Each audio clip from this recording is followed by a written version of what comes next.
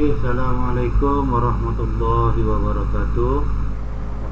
Berjumpa lagi semua untuk satu lagi topik, iaitu dalam reka bentuk dan teknologi bagi tahun 4. Untuk kali ini, cikgu akan bincangkan dengan kamu satu lagi topik dalam unit yang keempat, iaitu reka bentuk pembungkusan.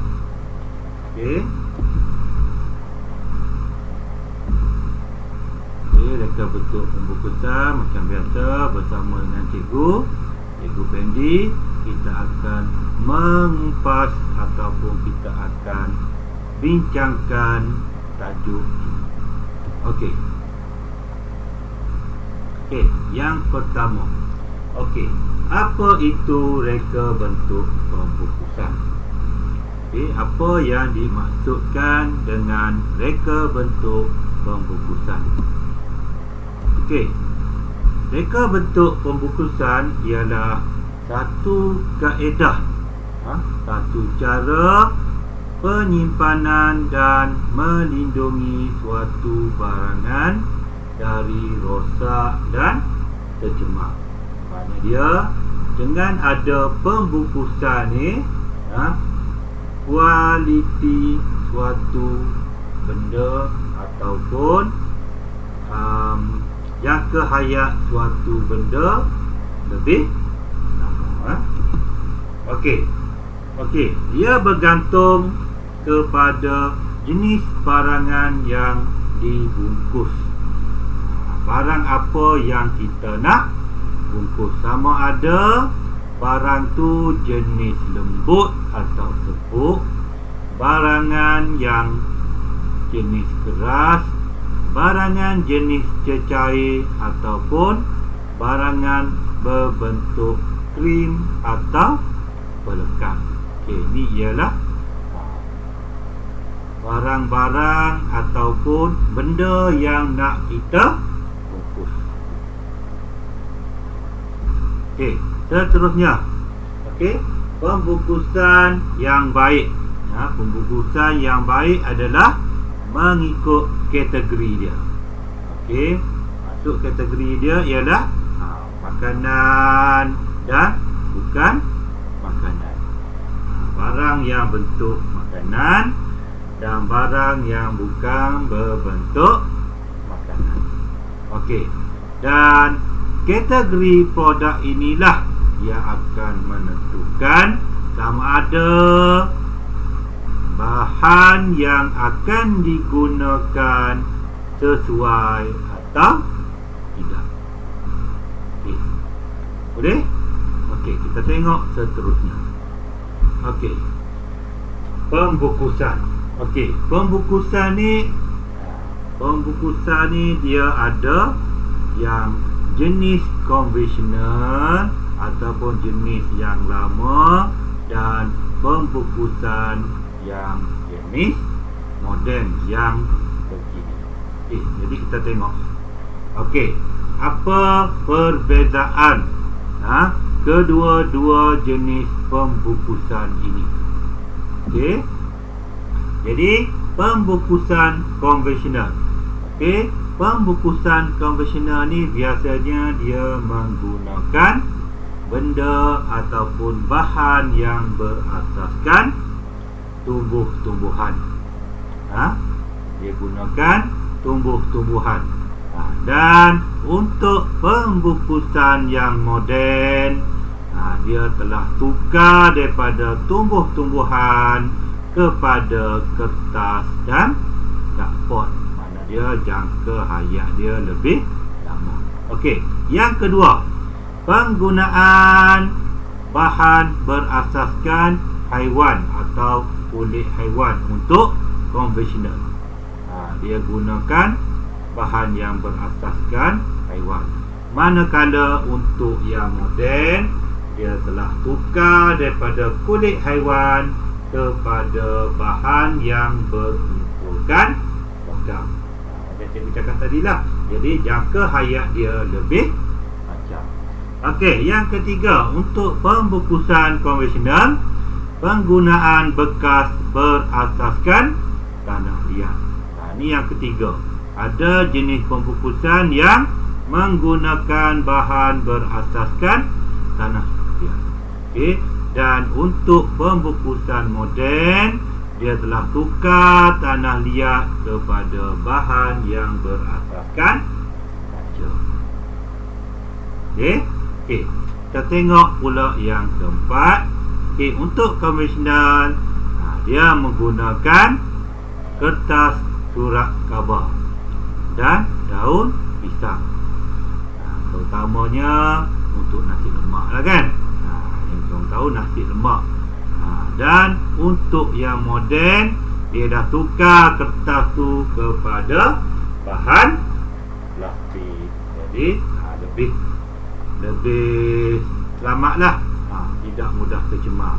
Dan yang kelima, daripada pembungkusan dari surat khabar ditukar kepada penggunaan bahan polistirena.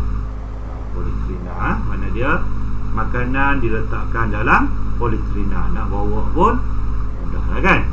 Okey, tu ialah perbezaan pembungkusan konvensional dengan moden. Okey, kita tengok beberapa contoh. Beberapa contoh pembungkusan menggunakan kaedah konvensional. Okey, yang pertama. Okey, semua kenal kan? Pernah tengok tu? Apa tu? Ni ialah nasi lemak. Nasi lemak daun pisang. Nasi lemak daun pisang. Kan? Okey, yang kedua ialah minuman. Minuman. Okey, yang ketiga ialah apa ni? Ketupat. Ketupat. Ketupat ni sangat sedap kan? Ketupat sangat sedap. Okey, Hari Raya sedap makan. Okey, seterusnya ialah alat tulis. Alat tulis. Alat tulis. Okey, alat tulis. Itu ialah contoh konvensional. Contoh konvensional.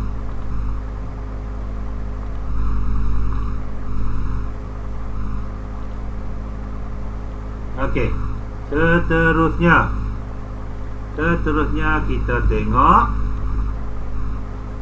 contoh pembungkusan moden. Contoh pembungkusan moden. Okey, tengok ni. Okey, ni ialah bahan pencuci. Sabun. Sabun ataupun pewangi, soflan, pewangi, sabun, ataupun sabun mandi ya.